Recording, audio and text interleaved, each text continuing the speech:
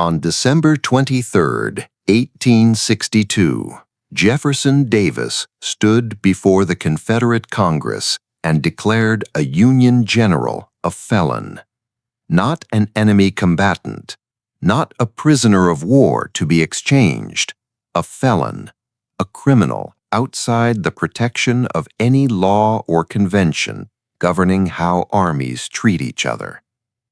Davis announced that if this man were ever captured, he was to be hanged immediately, without trial, without appeal, without any of the procedural formality that even wartime justice ordinarily required. The order was not metaphorical.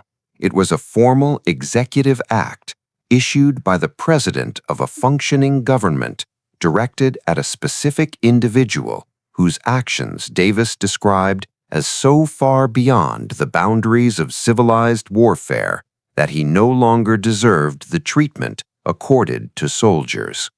The man Davis wanted hanged was a Massachusetts lawyer and politician named Benjamin Franklin Butler.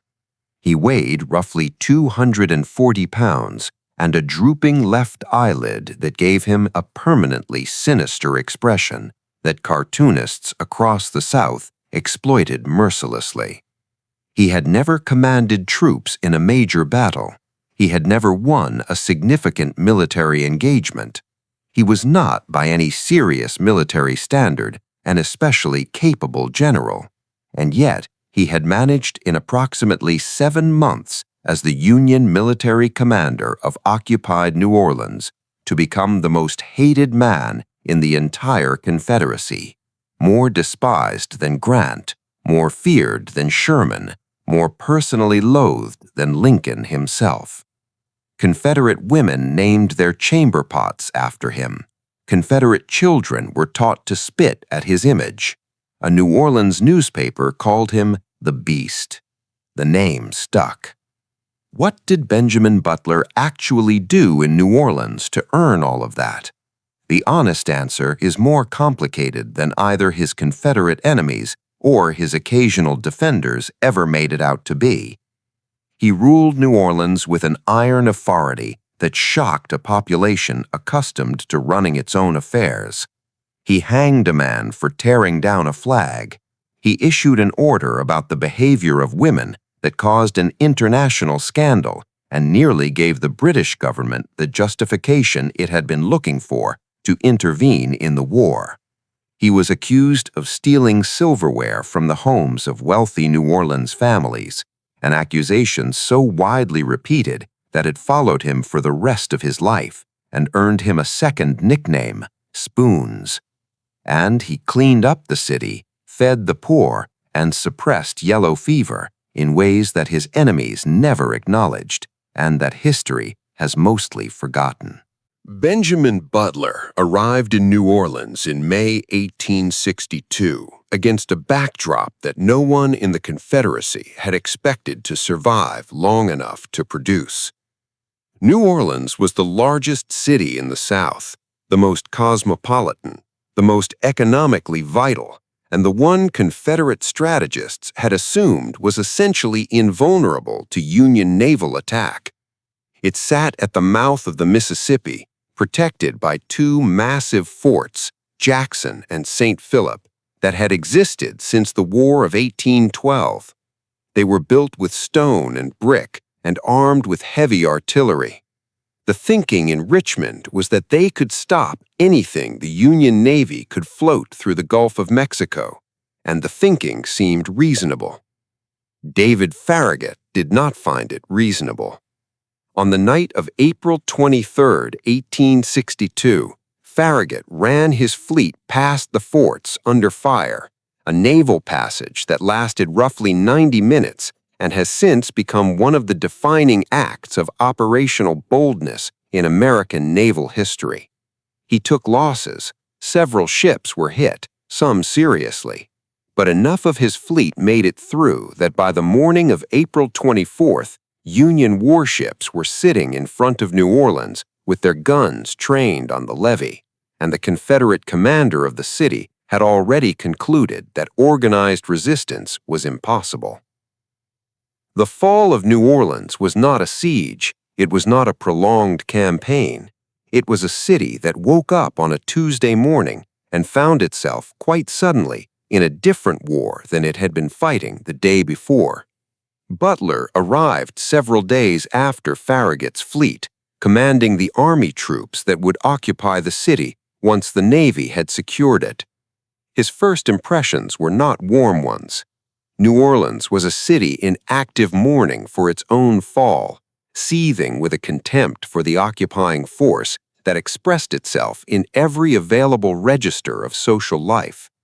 Confederate flags hung from windows in neighborhoods the Union Army had already garrisoned. Citizens walked into the street and turned their backs on passing Union columns. Confederate currency was prominently displayed in shop windows, while Union currency was ostentatiously refused. The mayor of New Orleans, John Monroe, informed Butler that he had no authority to surrender the city, no authority to accept surrender of the city, and essentially no authority to do anything at all, and that Butler could do whatever he wished because Monroe intended to have nothing to do with it. Butler found all of this somewhat amusing and not especially worrying. He had been a criminal defense lawyer in Massachusetts before the war, and criminal defense lawyers develop a specific relationship to the social performance of defiance.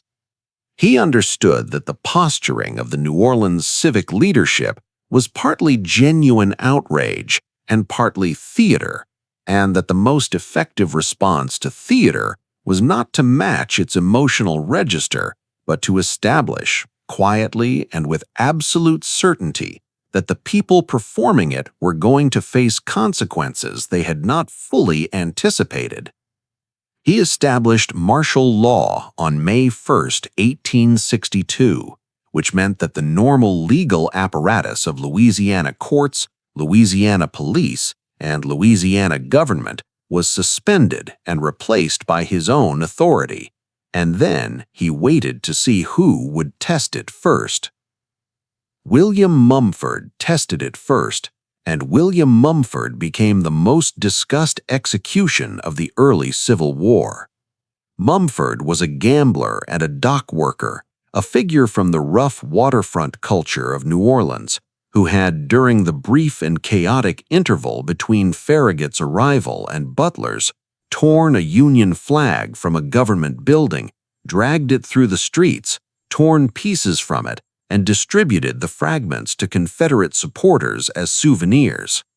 He was not a soldier, he was not an officer or political figure.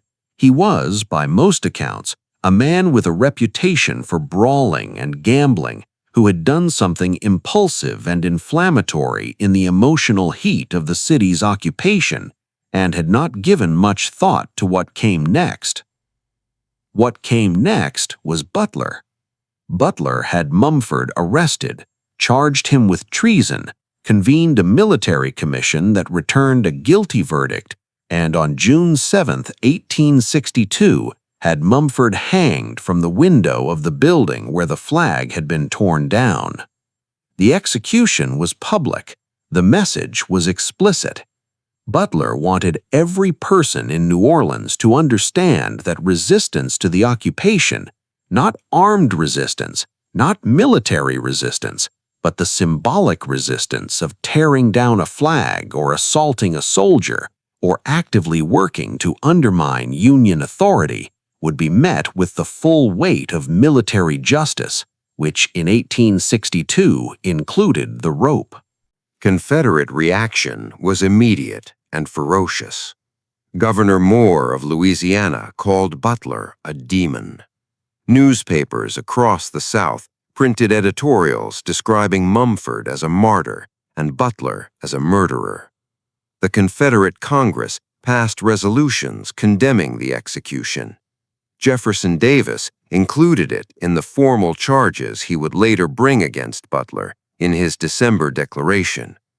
And none of it changed anything, because Butler understood correctly that the Mumford execution would generate exactly this reaction, and had calculated that the reaction was worth absorbing if it established the principle that he was willing to go as far as the law of occupying powers permitted, and perhaps a little further.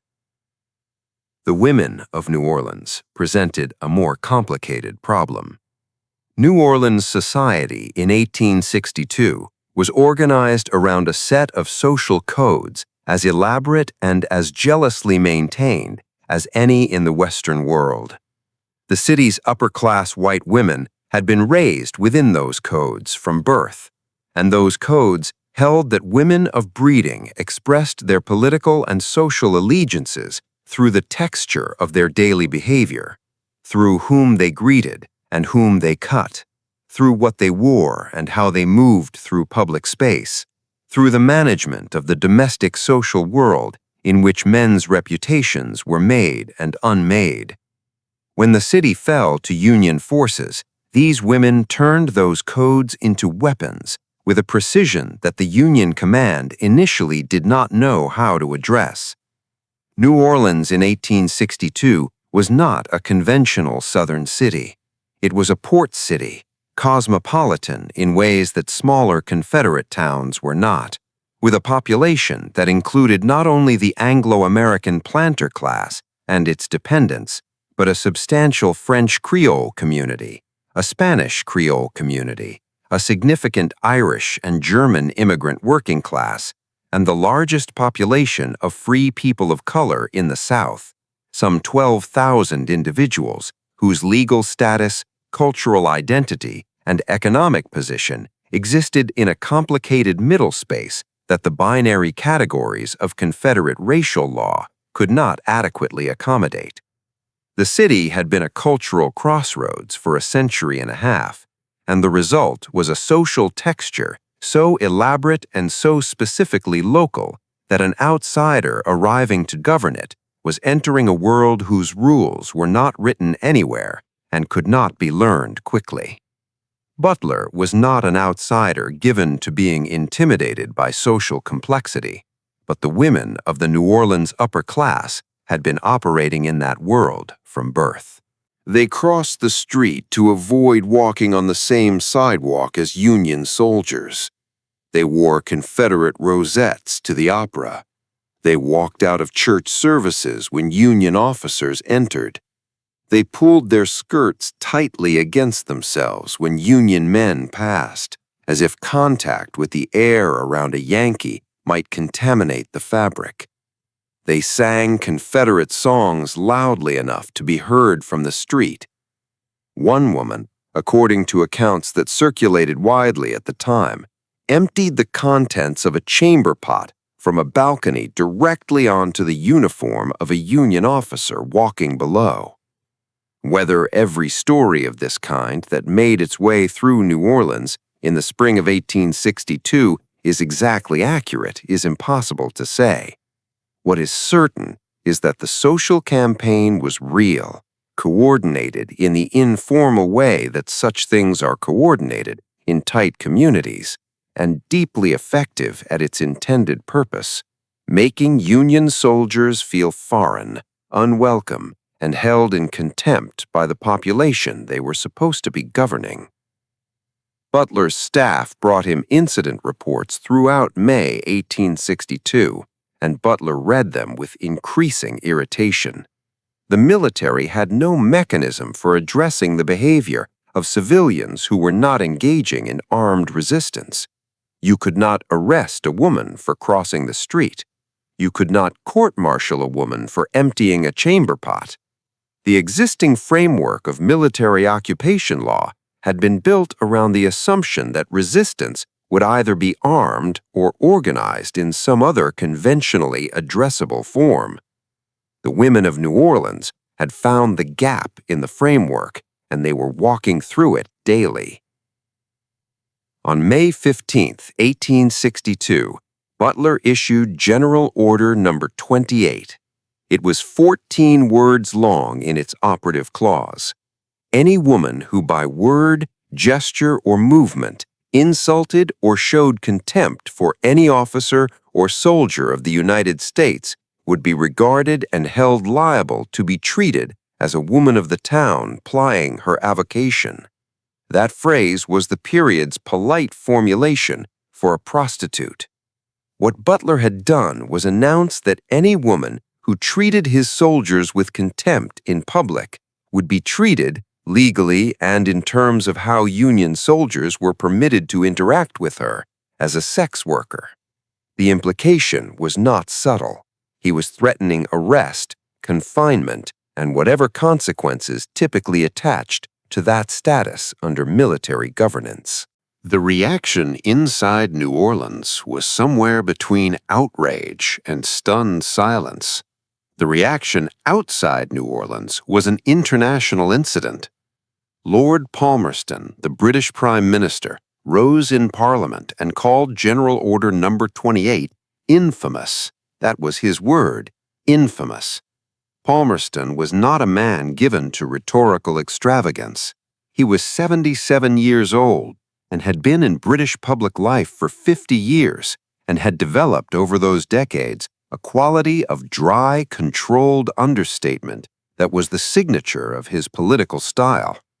His use of the word infamous in open parliamentary debate about the conduct of a foreign military officer was, by the standards of British diplomatic discourse, the equivalent of a declaration of war in tone if not in legal effect. He wrote privately to the American minister in London that if General Butler had been a British officer who had issued such an order, he would have been court-martialed on the spot. The American minister, Charles Francis Adams, received the letter and understood immediately what it signified. Palmerston was not writing out of abstract moral outrage. He was writing with the specific awareness that the parliamentary debate he had just participated in had shifted the domestic British politics of the American War in ways that complicated the delicate calibration the British government was attempting to make between neutrality and sympathy for the Confederacy. Butler had, in 14 words, given Palmerston's government a reason to move closer to intervention that had nothing to do with the economics of cotton and everything to do with the politics of public indignation. Adams spent the next several weeks managing the damage. The significance of Palmerston's reaction went well beyond wounded Victorian sensibility about the appropriate treatment of ladies. Britain in 1862 was actively weighing whether to recognize Confederate independence. The decision had enormous strategic weight. British recognition would almost certainly bring French recognition with it, and the combined weight of British and French diplomatic intervention in the American conflict might have forced a negotiated settlement that preserved the Confederacy as a functioning nation. The Confederate commissioners in London had been pressing that case for over a year, and in the late summer and autumn of 1862, with Lee's army performing brilliantly in Virginia and the Union cause looking uncertain, the British cabinet had been moving cautiously toward it. General Order No. 28 handed the Confederate commissioners a propaganda weapon they could not have manufactured for themselves. Here, in 14 words, was the confirmation of everything the Confederacy had been arguing about the nature of Union occupation, that it was brutal, degrading, deliberately targeted at Southern civilization in its most vulnerable and sacred form. The image of Benjamin Butler threatening the women of New Orleans with treatment as prostitutes circulated through the British press in terms designed to maximize exactly that emotional response. The Confederate Foreign Minister, Judah Benjamin, dispatched communications to his representatives in Europe, explicitly directing them to use Butler's order as evidence that the Union was conducting a barbaric occupation incompatible with the standards of civilized nations. That the strategy ultimately failed, that Lincoln's Emancipation Proclamation, issued in September 1862, reframed the war in terms that made British recognition of the Confederacy politically impossible, regardless of Butler's conduct in New Orleans, does not diminish how dangerous the moment was. For several weeks in the summer of 1862, General Order No. 28 had made British intervention feel more rather than less likely to the people in Washington watching the diplomatic situation. Back in New Orleans, the order worked with a precision that Butler could not have entirely anticipated. The street confrontations stopped almost immediately. The chamber pot incidents ceased. The organized social defiance that had been playing out across the city for 2 weeks went quiet overnight. Butler had calculated correctly that the women he was addressing were operating within a set of social codes that made the threat he had constructed uniquely effective. A woman of breeding in 1862 New Orleans could absorb being thought politically defiant. She could not absorb being thought a prostitute. The social cost of the latter exceeded even the social reward of the former, and the calculation shifted the moment the order was published. What Butler had also learned by watching the order's immediate effect was something about the nature of the resistance it had been designed to defeat. The elaborate social theater of contempt that had been playing out daily was not casual or spontaneous. It was a coordinated expression of Confederate identity at a moment when Confederate armies were still in the field and Confederate victory still felt possible. The women performing it were not simply being rude. They were making an argument about the legitimacy of Union authority in their city, an argument conducted entirely through gesture and social code, because those were the instruments available to them. Butler had understood this clearly enough to design a response calibrated to the specific nature of the social system he was disrupting, rather than to the general category of civilian non-compliance. What Butler was discovering, in the blunt, experimental fashion that characterized his approach to everything, was that occupying a hostile civilian population required a specific kind of pressure. Not the pressure of military force applied to armed combatants, but the pressure of disruption applied to the social structures through which civilian resistance organized itself. He had disrupted those structures effectively and at enormous political cost. What he did next with that disruption is the part of the Butler story that his enemies never told and that history has largely buried. Butler was, by any fair accounting, an effective administrator of New Orleans. The city he inherited in May 1862 was in serious danger of a yellow fever epidemic. New Orleans had a devastating relationship with yellow fever that stretched back through its entire history as a city. The disease had killed thousands of residents in previous decades and was a seasonal fact of life that newcomers to the city, including Union soldiers from the North who had no acquired immunity, were particularly vulnerable to. The city's sanitation infrastructure was in catastrophic condition. Garbage lined the streets. The drainage systems were inadequate and in many places non-functional. The standing water and accumulated filth that yellow fever required to establish itself were present everywhere. Butler organized a public works program that employed thousands of impoverished New Orleans residents, many of them white Confederate supporters who needed the wages badly enough to work for a Yankee general, to clean the city systematically. Streets were cleared, drainage ditches were dug, garbage was collected. The standing water where the mosquitoes that carried yellow fever bred was addressed with a thoroughness that city government had never achieved during the decades of self-rule. The epidemic that might have killed hundreds of Union soldiers and thousands of civilians, did not materialize. Butler's New Orleans had a remarkably clean bill of health in the summer and autumn of 1862, and the credit was almost entirely his.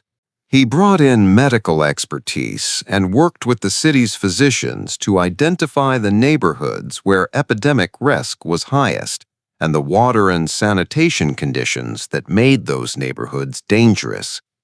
The public works program he organized was not announced with speeches or celebrated in the northern press. It was administrative work, unglamorous and expensive, and accomplished by the kind of persistent organizational pressure that Butler applied to most things. The results were concrete and measurable. By the end of his tenure in December 1862, New Orleans had survived a summer with no major yellow fever outbreak, a fact so unprecedented in the city's recent history that even some Confederate sympathizers acknowledged it privately, whatever their public position on Butler's conduct required them to say.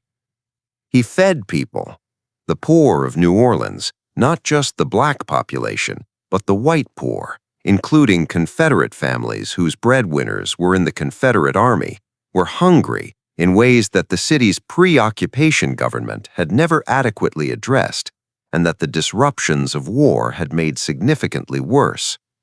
Butler used confiscated Confederate property and seized funds to establish relief systems that distributed food to destitute families across the city. He organized work for people who needed it, paying wages from Union military funds to laborers who otherwise had nothing. The city's economy, which had been strangled by the Union blockade long before the city fell, began to function again at a basic level under his administration. These were not the actions of a monster.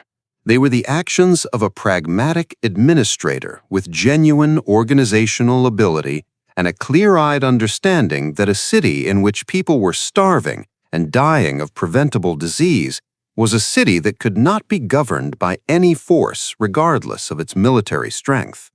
Butler understood, with a directness that his successors in New Orleans sometimes lacked, that occupation requires a population capable of being occupied, and that a functioning city with working streets and adequate food and no epidemic was easier to run than a chaotic one.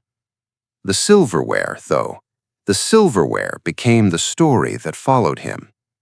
The accusations began circulating in the summer of 1862 and built through the autumn. The claim was that Butler and members of his staff had systematically looted the homes and estates of New Orleans' wealthy families, taking silverware, artwork, furniture, and valuables during searches and inspections of Confederate sympathizers' property. The nickname Spoons attached to him in the Southern press with the kind of adhesive contempt that only a perfectly aimed insult achieves. Confederate cartoonists drew him with silver spoons falling from his pockets. Confederate songs were written about his allegedly sticky fingers. Jefferson Davis included theft among the formal charges in his December executive order. The truth of the accusations has been debated by historians ever since. Butler did confiscate property from Confederate sympathizers and seized funds from Confederate government accounts and from the estates of people who had fled the city. Under the laws of military occupation and under the Congressional Confiscation Acts that were in force by 1862, a significant portion of this was technically legal. Whether legal seizure crossed over into personal theft in specific instances is genuinely unclear from the historical record. Butler himself denied the theft allegations vigorously and with some consistency until his death. His detractors repeated them with equal consistency. The accusations, true or partly true or largely fabricated, became part of the permanent architecture of his reputation in ways that he never managed to dislodge. By December 1862, Lincoln had decided to remove Butler from command in New Orleans. The decision was primarily political. Butler had become so controversially prominent, so identified with the harshest possible interpretation of Union occupation policy, that his presence in the city was generating diplomatic and domestic political costs that the administration could no longer sustain. The British reaction to General Order No. 28 had been alarming. The Confederate propaganda machine had built Butler into a figure of such concentrated hatred that his continued command handed Jefferson Davis a permanent rhetorical advantage. Nathaniel Banks replaced him in December. Butler left New Orleans on December 24, 1862, the day after Davis had declared him a felon and outlaw. He was not finished.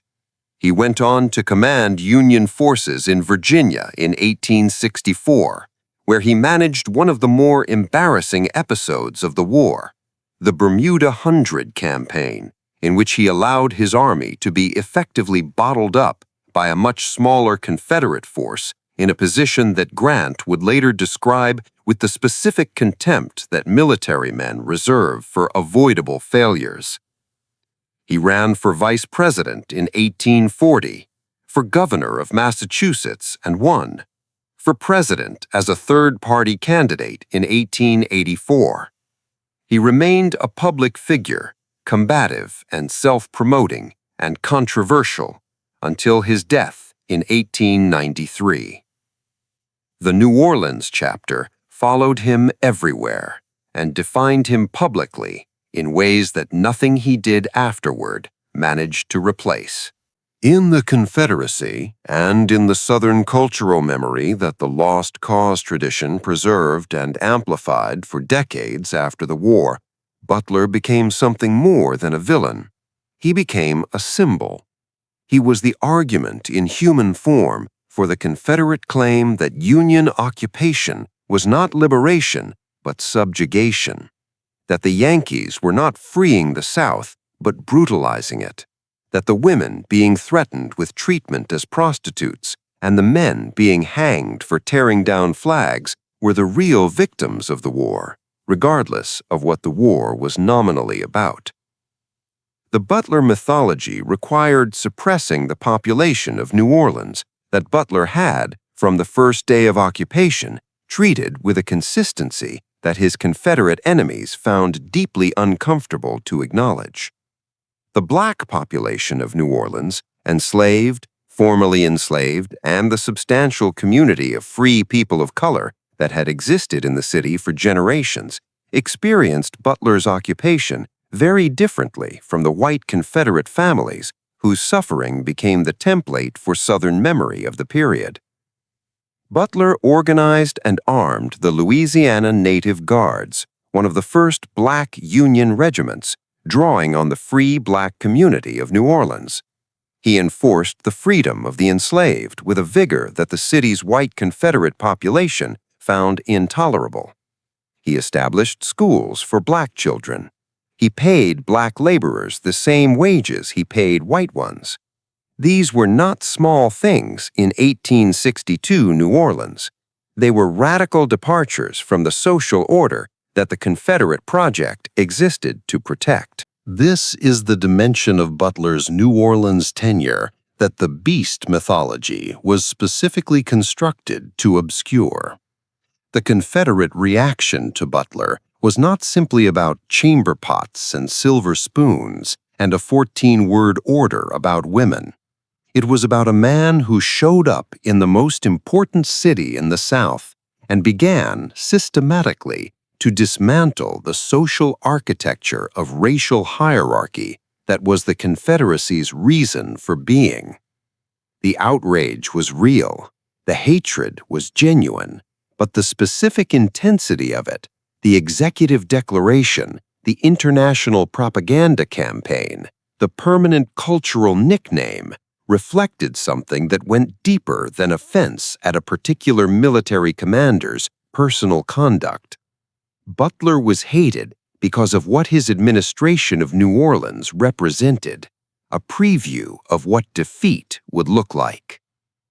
Jefferson Davis understood that, His December 1862 declaration was many things: political theater, military bluster, an expression of genuine personal fury. But it was also a statement to the Confederate citizenry that the man in New Orleans was not a normal military occupation governor operating within the accepted conventions of how armies behaved in captured cities. He was something else. He was an agent of a particular kind of transformation that the Confederacy had taken up arms specifically to prevent. Calling him a felon and ordering his execution was Davis's way of placing Butler outside the category of legitimate military authority, of saying, this is not a soldier, this is a criminal, because accepting that he was a soldier operating within legal authority meant accepting implications that the Confederate government could not afford to accept. The beast mythology endured long after Butler left New Orleans, long after the war ended, long after the last Confederate soldier stacked his rifle. Southern women's organizations incorporated his name into speeches about the barbarism of Reconstruction. Textbooks used in Southern schools well into the 20th century described General Order No. 28 with an outrage unsoftened by the passage of time. The chamber pot named after Butler, the image of it, the story of it, the symbol of it, became one of the foundational anecdotes in the Lost Cause account of what Union occupation meant. The fact that Butler had also functioned as a competent and, in some respects, humane administrator was not information the mythology had room for. Mythologies rarely do. Benjamin Butler died in January 1893 in Washington, D.C., having spent his final years practicing law, writing his memoirs, and arguing with anyone who would engage him about the accuracy of the historical record. His obituaries were divided on him in the way that his entire career had been divided on him. Intense admiration from some quarters, intense contempt from others, very little in the middle. The New Orleans chapter received prominent placement in nearly every account. The beast of New Orleans, the stories said, the man Jefferson Davis tried to have hanged. What the obituaries could not decide, and what history has never quite managed to settle, is whether the man who issued General Order No. 28 and hanged William Mumford and cleaned the streets of New Orleans and fed its poor and armed its black soldiers was a bully or an administrator or a visionary or a thug or some compound of all of those things that resists the clean lines of historical verdict. He was hated more than any other Yankee of the Civil War by the people who hated him. He was also more effective in ways that mattered than most of the men they didn't hate. The two facts are not unrelated. They never are with figures like Butler. The hatred was the measure of how much he had actually changed, and the change was exactly what they couldn't forgive.